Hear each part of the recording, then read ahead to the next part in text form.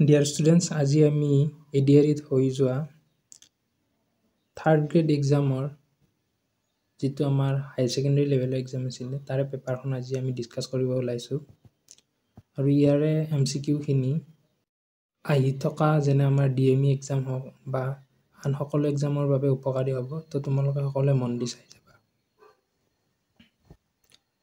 প্ৰথম কুৱেশ্যনটো হ'ল আহোম সাম্ৰাজ্যৰ শেষৰটো ৰাজধানী কি আছিলে? এ চৰাইদেউ, বি যোৰহাট, ৰংপুৰ, গড়গাঁও। তো আমি সকলোৱে জানো আহোম সাম্ৰাজ্যৰ শেষৰটো ৰাজধানী আছিলে যোৰহাট।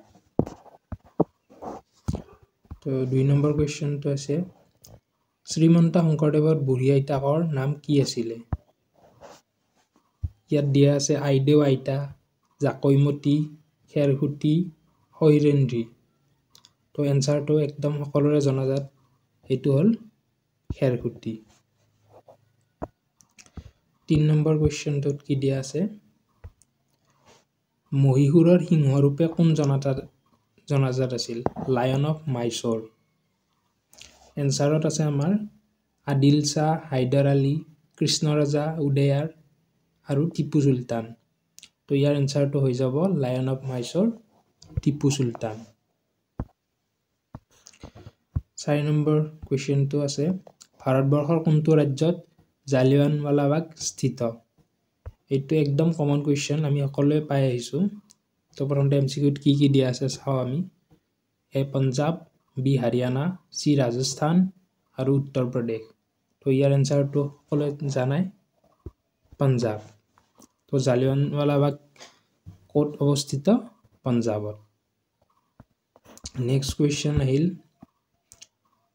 দ্বিতীয় বিশ্বযুদ্ধৰ সময়ত নিম্নলিখিত কোনখন দেশ অক্ষগোটৰ অংশীদাৰ আছিলে? তো তোমালোকে বিশ্বযুদ্ধৰ বিষয়েতো জানাই। কেতিয়া হৈছিলে দ্বিতীয় বিশ্বযুদ্ধ?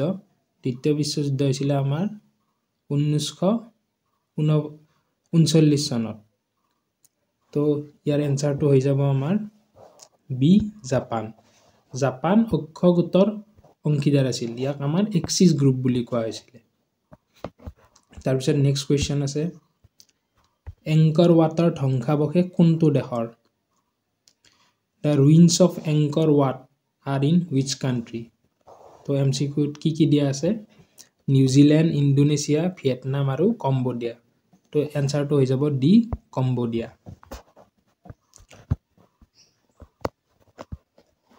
তো 7 নম্বৰ কুৱেশ্যনটো কি দিছে এইটো আমাৰ আছাম জিঅ'গ্ৰাফীৰ পৰা দিছে নিম্নলিখিত কোনবোৰ দেশৰ সৈতে অসমে আন্তৰ্জাতিক সীমান্ত ৰেখা স্পৰ্শ কৰে? ভূটান আৰু চীন, চীন আৰু বাংলাদেশ, বাংলাদেশ আৰু ভূটান, ম্যানমাৰ আৰু বাংলাদেশ। তো এনচাৰটো হৈ যাব বাংলাদেশ আৰু ভূটান। ভূটানখন আমাৰ উত্তৰ পিনে আছে আৰু বাংলাদেশ দক্ষিণত আছে। তো নেক্সট কুৱেশ্যনটো 8 নম্বৰটো কি দিছে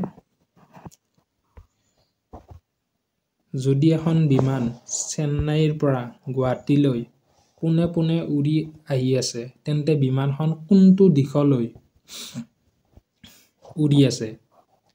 তো প্ৰথমতে আমি চাব লাগিব চেন্নাইখন ক'ত আছে। চেন্নাইখন আমি সকলোৱে কয় ন চেন্নাই ইণ্ডিয়াৰ চাউথত আছে মানে দক্ষিণত আছে আৰু গুৱাহাটী ক'ত আছে? নৰ্থ ইষ্ট ছাইডত আছে মানে ইষ্টত আছে। তো ভাৰতৰ যদি আমি মেপখন চাওঁ তো চেন্নাই আছে দক্ষিণত আৰু গুৱাহাটীখন থাকিব পূবত। তো এনচাৰটো হৈ যাব আমাৰ দক্ষিণৰ পৰা পূবলৈ। নেক্সট কুৱেশ্যন ভাৰতৰ আটাইতকৈ পশ্চিমত থকা ৰাজ্য কোনখন? ৰাজস্থান, পঞ্জাৱ, মহাৰাষ্ট্ৰ আৰু গুজৰাট। তো আমি ভাৰতৰ মেপখন যদি চাওঁ তেতিয়াহ'লে আমাৰ দুখন জেগাৰ লগত কনফিউজন লাগিব ৰাজস্থান আৰু গুজৰাট।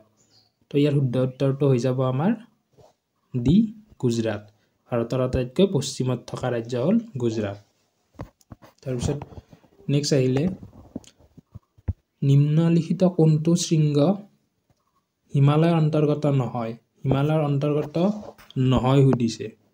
তো বহুতে কি কৰে প্ৰশ্নটো সম্পূৰ্ণকৈ পঢ়ি নাচায় হিমালয়ৰ শৃংগ কোনটো হয় নে নহয় এইটো দিয়া আছে নে নাই পঢ়ি নাচায় তো এনচাৰটো ভুল কৰি থৈ আহে। তো ইয়াৰ এনসাৰ কি হৈ যাব অন্নপূৰ্ণা কাংটো আনামুদি কামেত তো ইয়াৰ এনসাৰটো হৈ যাব সি আনামুদি তো আজিলৈ আমি এইখিনিয়ে ডিসকাস কৰিলো যদি তোমালোকক আৰু এমসিকিউ লাগে তো তোমালোকে কমেন্ট কৰিবা আৰু সাবস্ক্ৰাইব